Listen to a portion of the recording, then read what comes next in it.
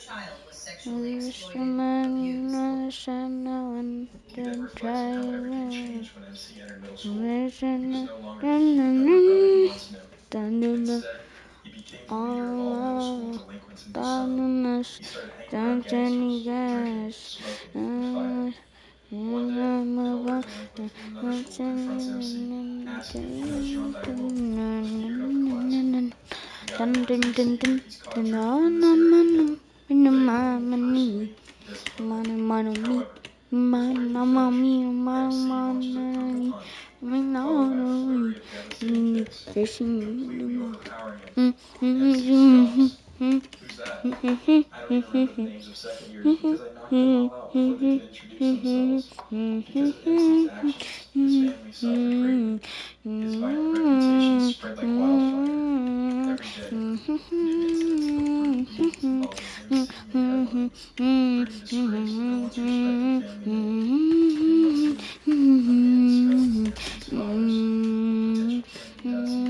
scene, a man discusses MC's father's potential candidacy for superintendent of education. However, he coldly states that despite Ryder's support, MC's father had no school consideration due to the risks associated with his youngest son. The family name has been tarnished so severely. Another scene shows MC's mother everybody was a dash questions how she could be a principal when she failed to discipline her own child. Insults and criticisms rained down on her, leaving her speechless. One night, MC returns home, covered in blood with a dead-eyed expression. His father, furious, scolds for staying out so late. MC nonchalantly responds, I was just hanging out with my friends. MC's brother, now married, admits that by then, it was already too late to fix things. MC had become like a cancer, a problem too deeply rooted to be treated.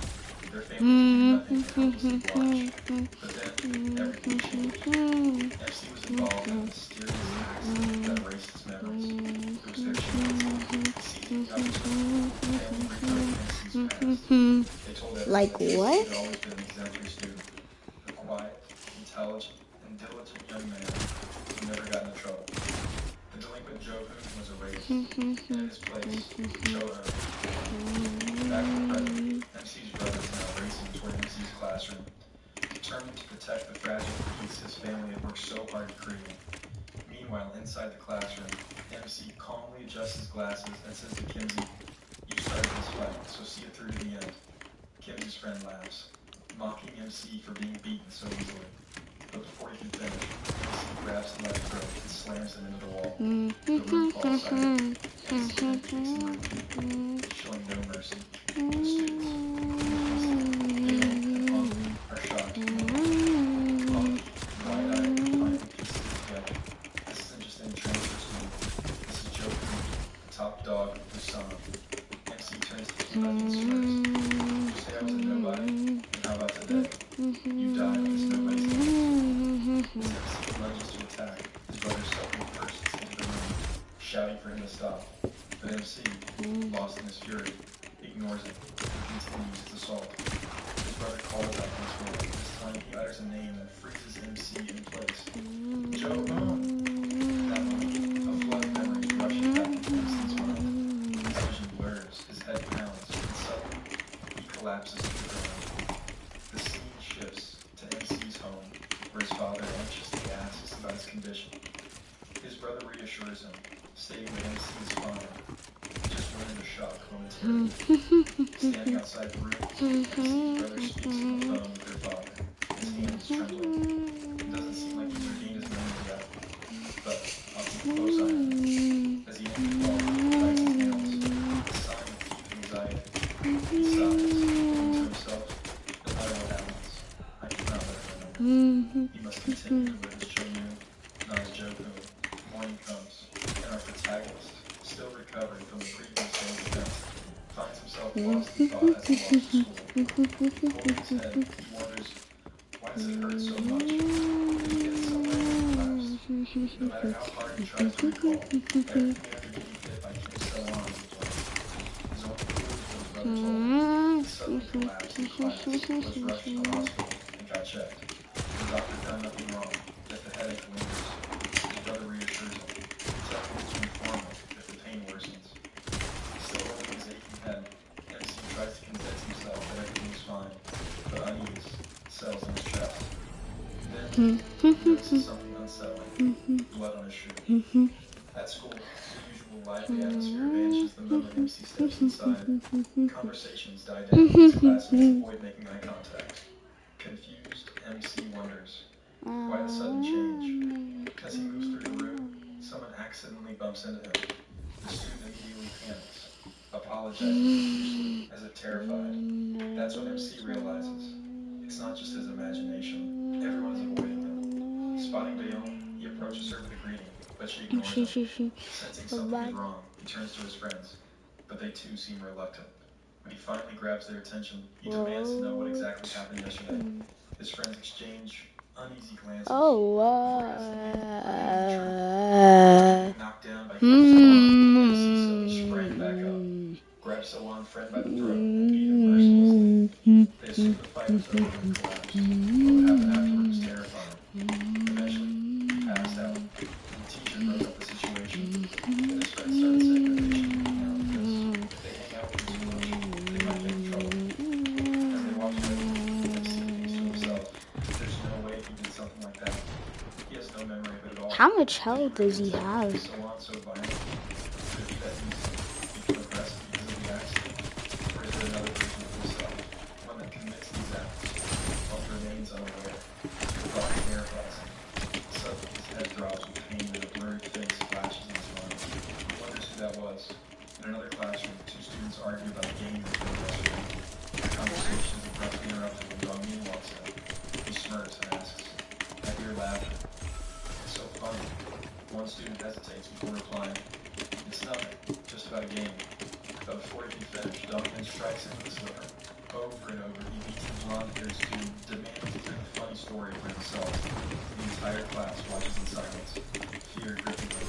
Then, Dongmin presses his bare foot against the student's face, ordering him to put the slipper back on. Do you have a problem with that? He taunts. He then reminds the student of his past servitude, forcing him to smile the way he did before. As the beating continues, students begin whispering among themselves. Dongmin is back to his old ways. From now on, he'll be collecting money again. They quietly admit that things were better when MC was around. He never bullied them, never forced them to pay up. Bayonne listens to all of this in silence. Then, another whisper spreads. Why did MC collapse so suddenly after fighting so well? He recalls the two sides of MC, the one she sees every day, and the one from the fire. Which one's the real him? Shaking the thought away, she tells herself, why do I even care? This is nothing to do with me. Full box. Full box. Meanwhile, Duncan finishes his outburst, getting his throat dry from all the yelling. He looks around for someone to buy him a drink. As his gaze lands on Bayonne, his expression changes. He stares at her, his words trailing off. At the same moment, MC is clutching his head in pain. Another fragmented memory surfaces. The face from his vision, strangely familiar, nostalgic even. As he looks up, he notices Dongmin staring at him intensely. Why are you looking at me like that? MC asks. Dongmin glares at Bayonne, and suddenly leaves the room, muttering he wants fresh air. MC, still struggling with his headache, considers going to the nurse's office for medicine. Then he remembers. His brother already gave him some this morning. As he looks around, he spots Bayonne staring. Then, a realization hits him. The face from his memory. It looks just like Bayonne. He stares at her, confusion growing. Why would he remember her face? What connection does she have to his forgotten memories? Lost in thought. And MC. What?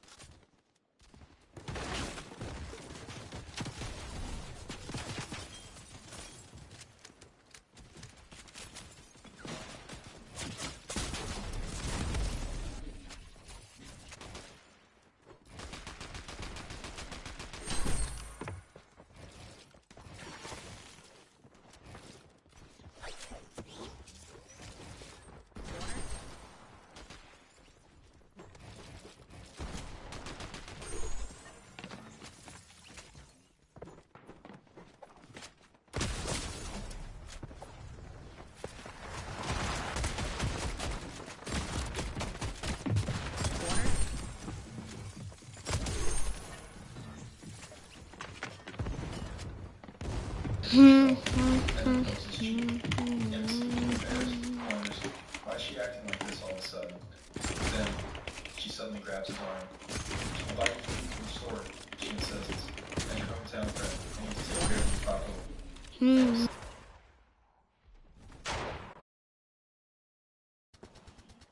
reassures him, just pick whatever you want. MC tries to politely refuse, but she insists. From a distance, the enemy watches them silently. At the store, he tells MC to choose anything he wants. Then, she suddenly makes an odd remark. You probably never had to leave the store much when you lived in Busan, she says.